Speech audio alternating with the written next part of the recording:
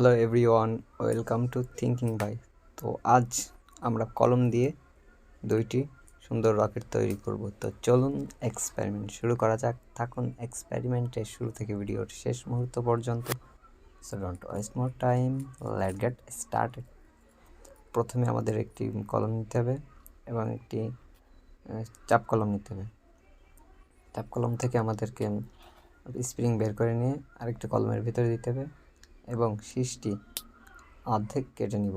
এবার শীষটি স্প্রিং যে কলমটার ভিতরে দিয়েছি সেখানে শীষটি দিয়ে দিব। এবার মুখটা দিয়ে আটকে দিব। মুখটা শিরিষ কাগজ দিয়ে স্যান্ড পেপার দিয়ে ঘষে নিব। এবার একটি ম্যাচের কাঠি ওর মুখের ভিতর দিয়ে চাপ দিয়ে আটকে দিব। হয়ে গেল রকেট।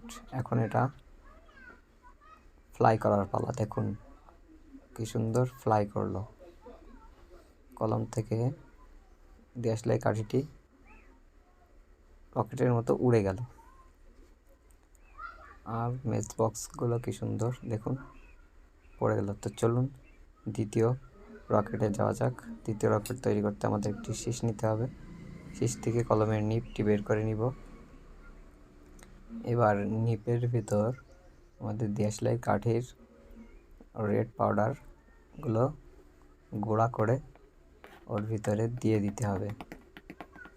তো আমরা দিয়ে দিচ্ছি আমাদের রেড পাউডার কলমের নিবের ভিতরে দিয়ে দিয়েছি। এবার একটি কলমের ভিতরে এটাকে ঢুকিয়ে নিব। এবার মোমবাতি জ্বালিয়ে নিতে হবে। মোমবাতি আমরা জ্বালিয়ে নিয়েছি। এখন মোমবাতির উপরে মোমবাতি আমাদের জ্বালানো হয়ে গেছে। এখন মোমবাতির উপরে আমাদের শীষটা ধরতে হবে, তাহলেই এটা টেক অফ করবে, ফায়ার করবে।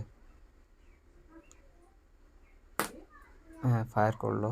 এখন আমরা স্লো মোশনে দেখার চেষ্টা করব। তো চলুন। হ্যাঁ, দেখলেন কিভাবে ওটা ফায়ার করছে। তো এখন আমরা আরও স্লো মোশনে দেখব কি সুন্দরভাবে ওটা ম্যাচ বক্সগুলোকে ফায়ার করলো।